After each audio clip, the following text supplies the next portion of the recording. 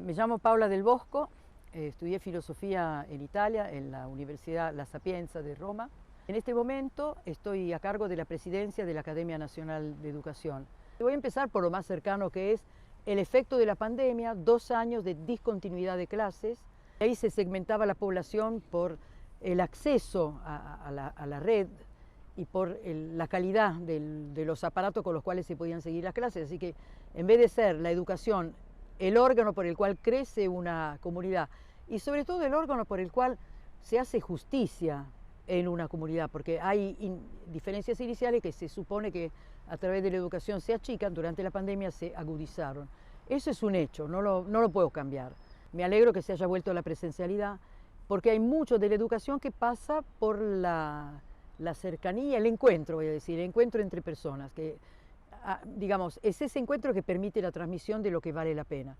Y es ese encuentro que permite observar qué le pasa a la persona que aprende, que por Zoom se te escaparía por completo, no lo ves. Entonces vamos a cuáles son los problemas reales, actuales, efecto de la pandemia y algunos previos.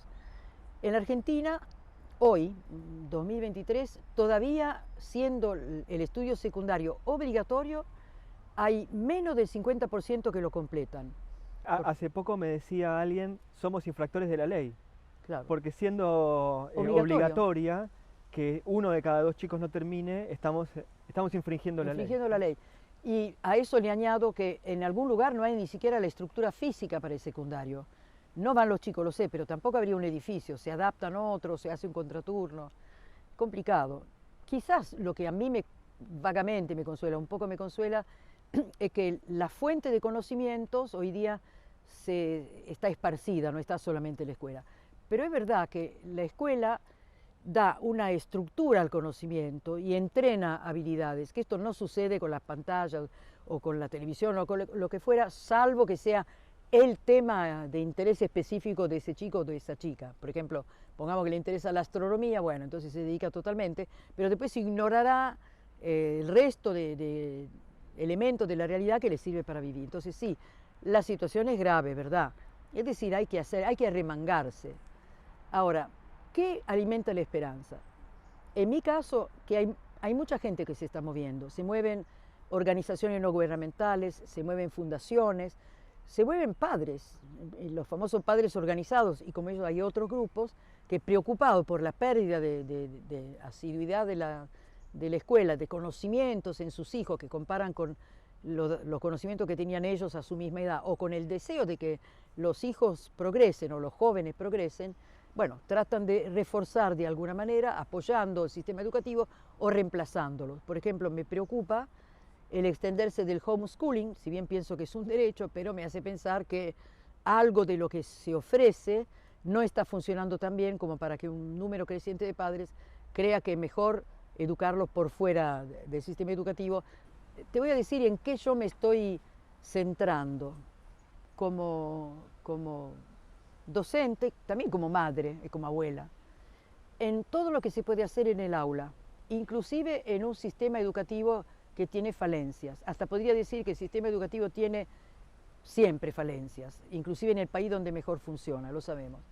Con lo cual, el otro gran elemento, y acá lo cito a Juan Llach, que fue ministro de Educación, decía que en los estudios estadísticos, muchas veces donde estaban dadas condiciones muy negativas, aparecía un resultado positivo, y que solían llamarlo el secreto del aula o el misterio del aula.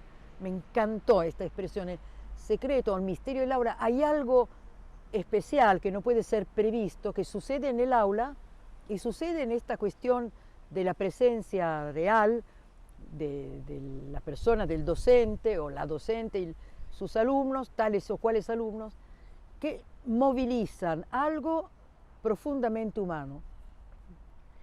Y bueno, profundamente humano y bueno, porque también es humana la envidia, la violencia, pero es algo como el hacerse cargo. Y se explica solamente por el amor de la persona que ha vivido respecto del que empieza a vivir, frente al derecho a ser educado, derecho reconocido por la famosa Declaración del 48 y repetido sistemáticamente en otras declaraciones, el derecho a ser educado de cada chico, cada chica que llega a este mundo, tiene como respuesta la responsabilidad no recíproca de los adultos a cargo, entre los cuales me incluyo, en realidad te incluyo también.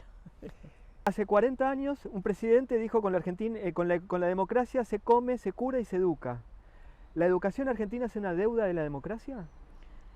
Si lo presentás así te diría que sí, porque si la democracia es la promoción de cada persona que tiene derecho a votar y por lo tanto a elegir cómo ser gobernada, a aprobar las leyes, a apuntalarlas o a pedir su modificación si son injustas, si es así, claramente la educación, repito la frase, es el órgano por el cual se crece, y se crece inclusive como país democrático.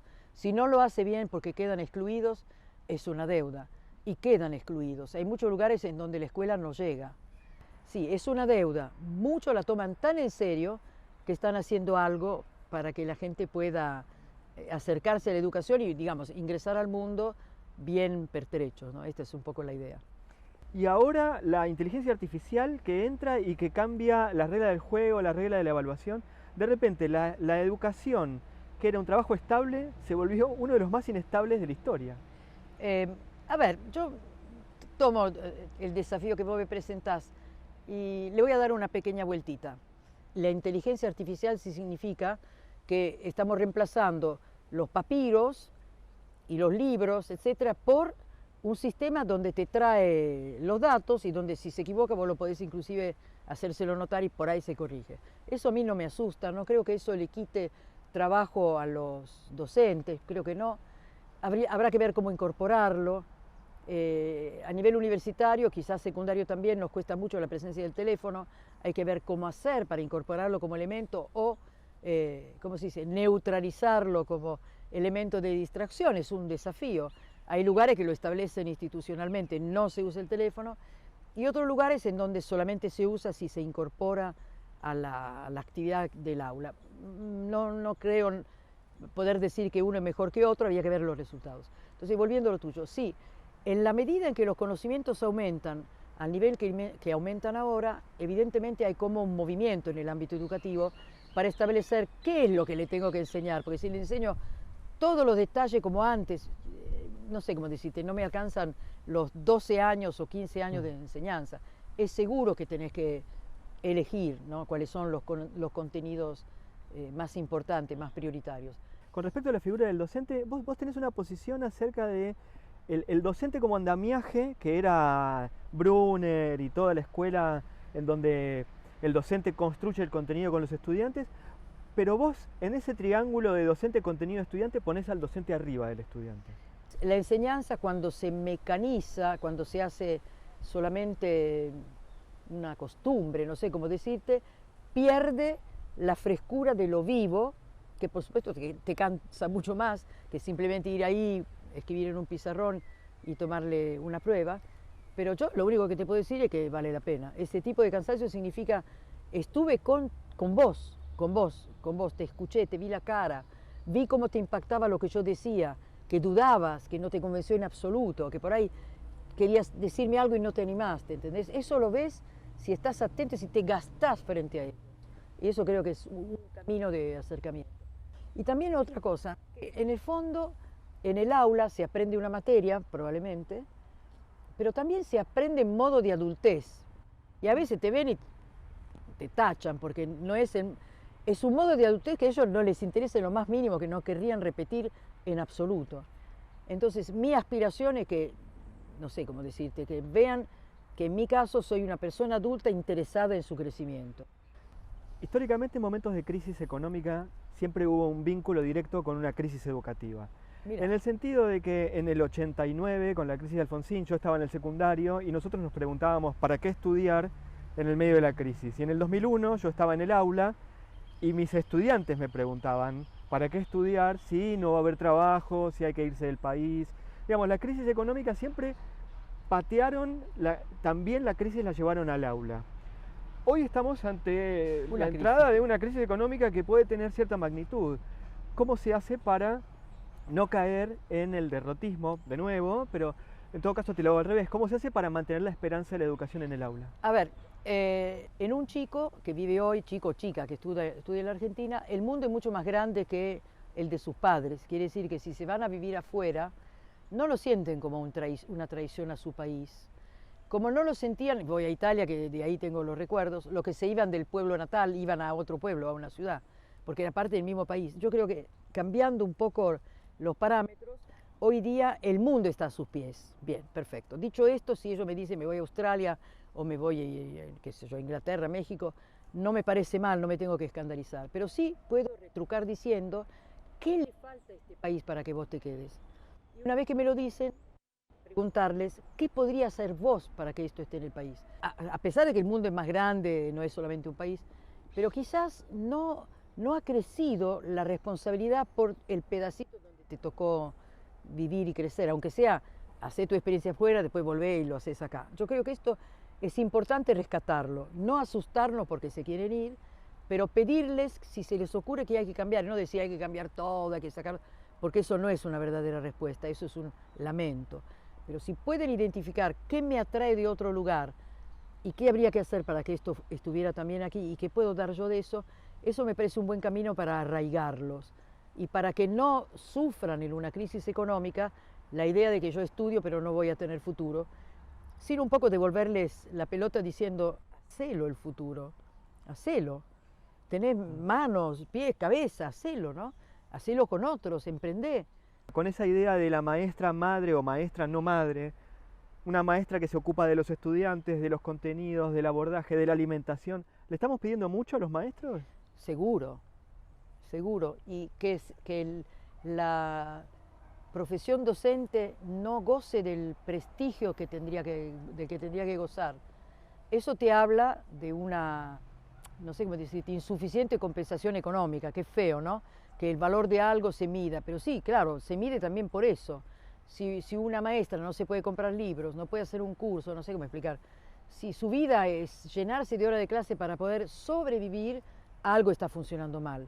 Entonces el prestigio de la profesión docente quizás se refuerce también con una compensación económica adecuada que le permita, primero, pensar bien de ellos mismos, que los docentes piensen bien de ellos mismos, y que eso lleve consigo que también la sociedad los considere. ¿La relación entre la educación privada y la educación pública en la Argentina es muy notable la diferencia? Lamentablemente sí, y yo te lo digo siendo hija de un sistema educativo estatal. Yo estudié la totalidad de mis años, cuando vine a la Argentina me sorprendió mucho y te diría me escandalizó pensar que la segmentación social se hacía desde jardín.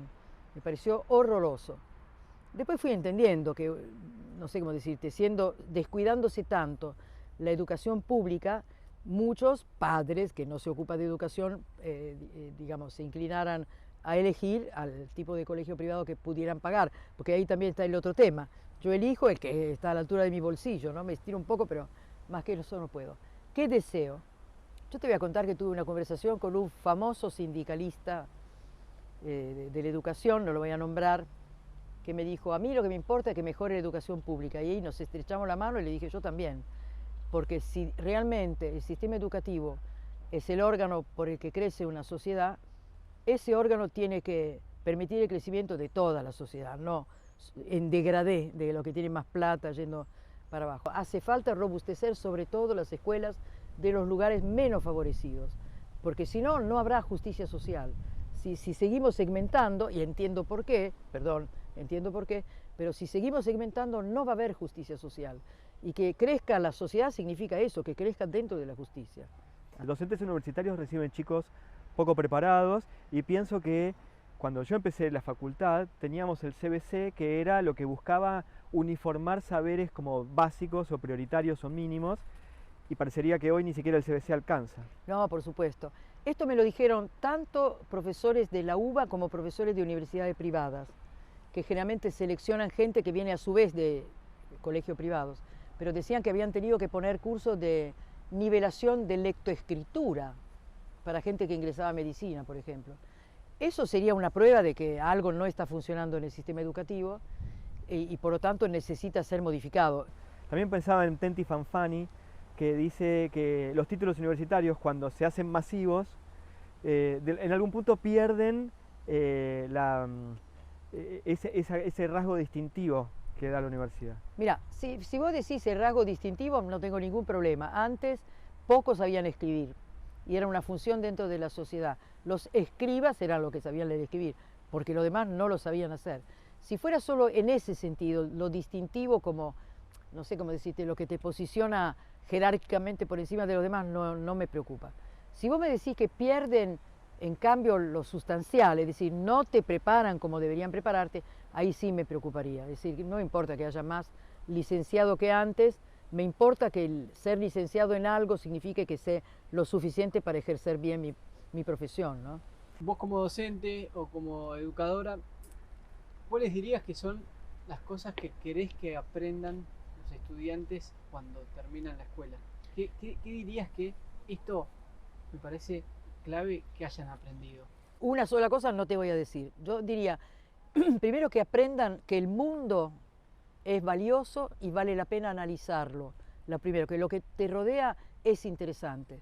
Que aprendas esto, que aprenda a conocerte, a saber que sos de una determinada manera y que cada uno es de una determinada manera distinta a la tuya y que cada uno merece respeto y merece un trato adecuado y que aprenda que cada persona llega a pisar este planeta con el propósito de hacer algo positivo para el resto de la gente y para hacerlo necesita herramientas. Si logro transmitirle esta idea y si logro que su aprendizaje implique en afinar sus armas de intervención en el mundo para hacerlo mejor, bueno, me voy a dar por satisfecha. Bueno, muchísimas gracias por tu tiempo. A vos, gracias.